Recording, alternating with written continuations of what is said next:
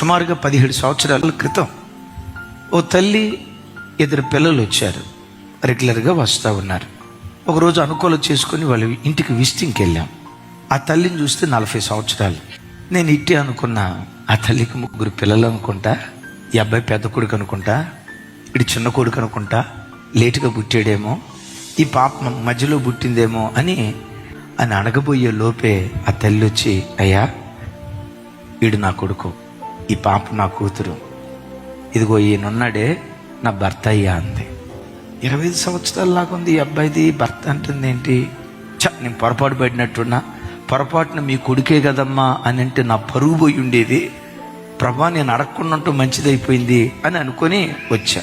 ఆ బాబా ఒకరోజు వచ్చి, అన్న మా అమ్మ మా డాడీ అని చెప్పిందే, ఆయన మా డాడీ కాదు. మరి మీ డాడీ ఏమైపోయాడు రా అన్న. మా డాడీ తాగి తాగి తాగి తాగి మా అమ్మను చిత్తం కొట్టేవాడు, పచ్చి తాగుబోతుగా బ్రతికే ఉన్నాడన్న. పేరుకు తండ్రినే గాని, పేరుకు భర్తనే గాని, ఏనాడు తండ్రి ప్రేమ పంచినోడు కాదు, భర్త ప్రేమ నా తల్లికి పంచినోడు కాదు. మా తండ్రి అట్లా దారి తప్పితే మా అమ్మ తప్పటడిగేసిందన్న. మా ఊర్లోనే మా ఇంటికి దగ్గర తీసుకొని వచ్చిందన్న. మా డాడీ కాదన్నా, నాకు అన్న వరస అవుతాడు అన్న. నేను నిశ్చేష్టునైపోయి చూసా. ఆ బిడ్డ నా చేయి పట్టుకొని ఏమన్నాడు తెలుసా? నేను మా నాన్న వంటి వాడిగా కాకుండా, మా అమ్మ లాంటి వాడిగా కాకుండా, నేను మంచిగా బ్రతికేటట్లు నా కొరకు ప్రార్థన చేయండి అన్న అన్నాడు.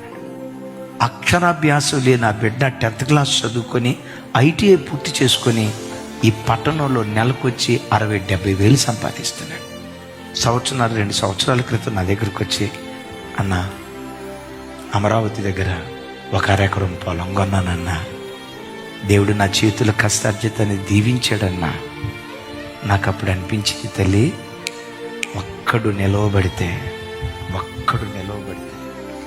నేనంట, నీ ఒక్కదానివైతే, నువ్వు ఒక్కడివైతే అన్నా, నువ్వేం చేయాలనుకుంటే చెయ్యి, తాగాలనుకుంటే తాగు, తిరగాలనుకుంటే తిరుగు, కానీ ఒకటి గుర్తుంచుకో, నువ్వు వ్యక్తివి కాదు, వ్యవస్థ ఆధారపడి ఉంది.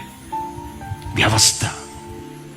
నీ ఒక్కడివి దేవుని దగ్గర భక్తిగా బ్రతికితే నీకు మరణం ఉంటుందేమో, కానీ నీ భక్తి ఆశీర్వాదానికి మరణం ఉండదు.